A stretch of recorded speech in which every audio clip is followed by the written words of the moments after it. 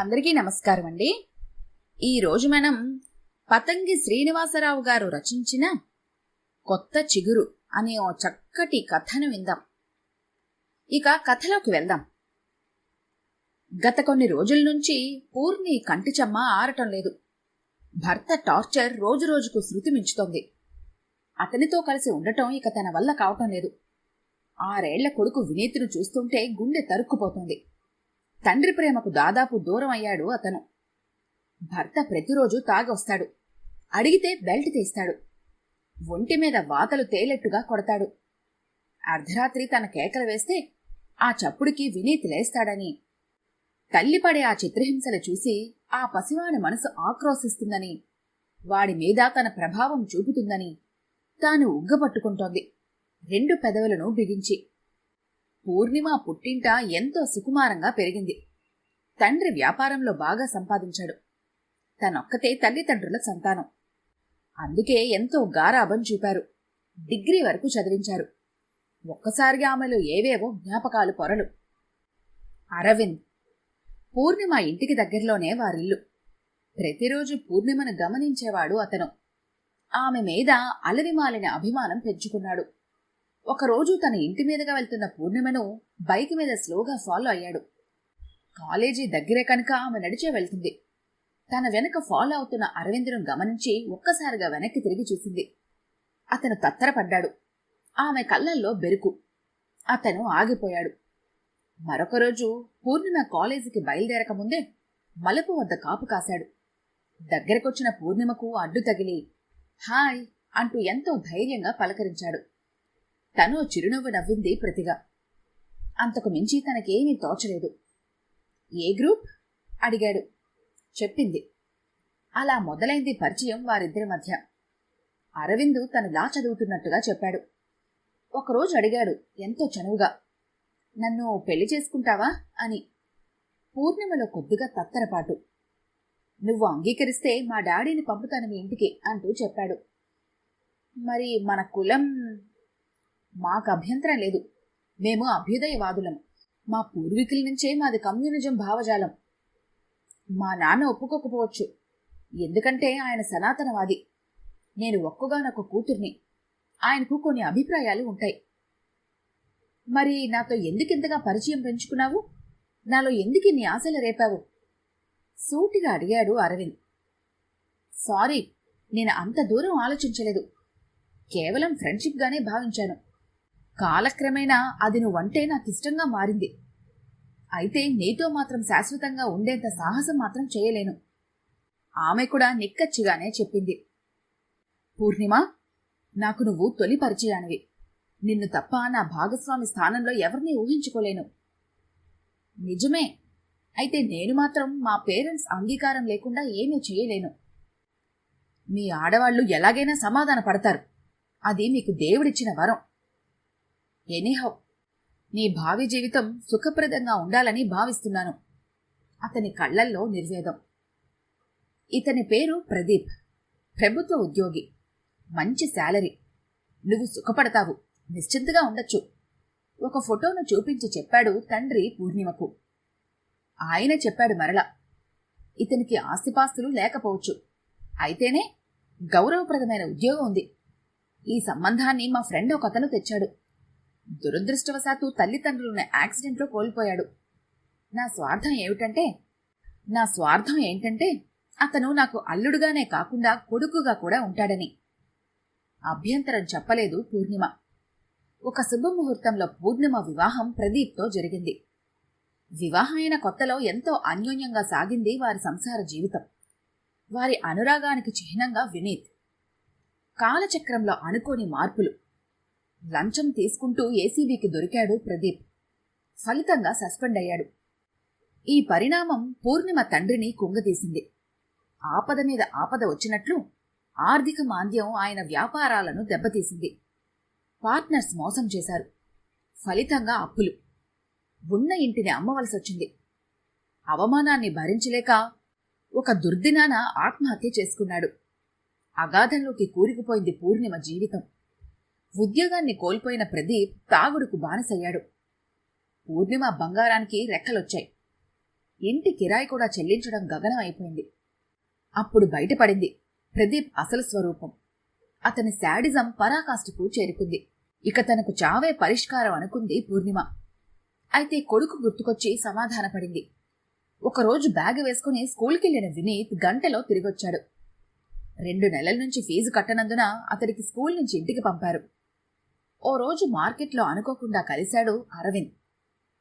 పూర్ణిమకు పక్కనే భర్త ప్రదీప్. అరవింద్ను పలకరిద్దామనుకుంటే అసలే అనుమాన పురుగు. తనను చూసి చిరునవ్వు నవ్విన అరవింద్కు జీవం లేని నవ్వుతో సమాధానం ఇచ్చింది. పక్కకొచ్చిన అరవింద్ ప్రదీప్ చూడకుండా ఒక కార్డును అందించాడు పూర్ణిమకు. ఆ కార్డును తన హ్యాండ్ బ్యాగ్లో వేసుకుంది. ఇప్పుడు దాని అవసరం వచ్చింది. భర్త బయటికెళ్ళాక ఆ కార్డు చూసింది. అరవింద్ అడ్వకేట్. ఇక ఆలస్యం చెయ్యలేదు పూర్ణిమ. ఫోన్ కలిపింది. అరవింద్ గారేనా? ఎస్, నేనే మాట్లాడుతున్నాను అంటూ జవాబు. నేను పూర్ణిమ. పూర్ణిమ, ఎలా ఉన్నావు? బావున్నావా? మౌనమే సమాధానం. ఆమెకు ఏడుపు తన్నుకొస్తుంది. పూర్ణిమ, వాట్ హ్యాపెండ్? ఏమైంది? అతని కంఠంలో ఆదుర్ద. నేను మిమ్మల్ని కలవచ్చా? ష్యూర్. ఏమిటి కొత్తగా మీరు అంటున్నావు? అరవింద్, ఈ సాయంత్రం రావచ్చా? సాయంత్రం 5 వరకు వచ్చాయి. నేనప్పుడు కోర్టు నుంచి వస్తాను. అతని మాటల్లో ఆనందం తొంగి చూస్తోంది. సాయంత్రం 5:30. వినీత్ను వెంటబెట్టుకుని కార్డులో ఉన్న చిరునామా ప్రకారం అరవింద్ ఆఫీస్కి చేరుకుంది పూర్ణిమ. అప్పటికి అక్కడ కొంతమంది క్లయింట్స్ ఉన్నారు. ఆఫీస్ బాయ్కి ఒక స్లిప్పులో తన పేరు రాసిచ్చింది. కొద్దిసేపట్లోనే ఆమెకి పిలుపొచ్చింది. ఛాంబర్లో తన సీట్లో కూర్చునున్న అరవింద్ పూర్ణిమకు ఎదురు సీటు చూపించాడు కూర్చోమని. మీ బాబు చాలా క్యూట్గా ఉన్నాడు, అచ్చు నీ పోలికే అభిప్రాయం చెప్పాడు వినీత్ గురించి. కొద్దిసేపు నిశ్శబ్దం. తర్వాత అతనే మాటలు కలిపాడు. చాలా రోజులైంది పూర్ణిమ నేను చూసి. అసలు ఇక నీవు కలవు అనుకున్నాను అంటూ చెప్పాడు. అప్పటి వరకు తల వంచుకొని కూర్చున్న ఆమె అప్పుడు తల ఎత్తింది. ఆమె కళ్ళ నిండా నీళ్లు. అరవింద్ లేచి ఆమె పక్కకొచ్చి, పూర్ణిమ, ఏంటిది? ఏం జరిగింది? చెప్పు, రిలాక్స్ అవ్వు ఫస్ట్ అని అడిగాడు అతను ఎంతో ఆత్రంగా. బ్లాస్ట్ అయింది ఆమె. కొద్దిసేపు తెరపిన పడనిచ్చి అడిగాడు మరలా. నింపాదిగా చెప్పు పూర్ణిమ, నా వలన ఏ సహాయం కావాల్సిన చేస్తాను. బేలగా చూస్తున్నామని గమనిస్తుంటే అతనిలో ఏవేవో ఆలోచనలు. అప్పుడు నోరు విప్పింది పూర్ణిమ. ఎంతో ధైర్యంగా, చనువుగా. అంతా విన్నాక అడిగాడు అతను. నువ్వు నన్ను విశ్వసిస్తే నేను చెప్పినట్లు చేస్తావా అడిగాడు. తల ఊపింది అంగీకారంగా. అంతకు మించి ఆమెకు మరో మార్గం లేకపోయింది. ప్రదీప్ నుంచి తనకు విముక్తి కావాలి. వచ్చేటప్పుడు అడిగింది పూర్ణిమ, అరవింద్, మీ శ్రీమతి బావున్నారా అని. నిజం చెప్తున్నా పూర్ణిమ, స్టిల్ ఐఎమ్ బ్యాచులర్ చెప్పాడు. కళ్ళు వెడల్పయ్యాయి ఆమెకు. అదేమిటి? అదంతే, మనసును చంపుకొని పెళ్లి చేసుకోవాలని అనిపించలేదు నాకు. సూటిగా తగిలింది ఆ మాట ఆమెకు. అప్పటినుంచి ప్రదీప్ లేని సమయాల్లో అరవింద్కు ఫోన్లు చేస్తూనే ఉంది పూర్ణిమ. ఆమెకు ఎంతో ఉపశాంతి కలుగుతోంది అరవింద్తో మాట్లాడుతుంటే. వినీత్ స్కూల్ ఫీజును అరవిందే చెల్లించాడు. ఆమె అభ్యంతరం చెప్పలేదు. ఆ రోజు డైవర్స్ పేపర్స్ సర్వ్ అవుతాయని తెలుసుకున్న రోజే గడప దాటింది పూర్ణిమ, వినీత్ చేయి పట్టుకుని. అరవిందే చాలా దూరంలో ఆమెకొక ఫ్లాట్ చూసి పెట్టాడు.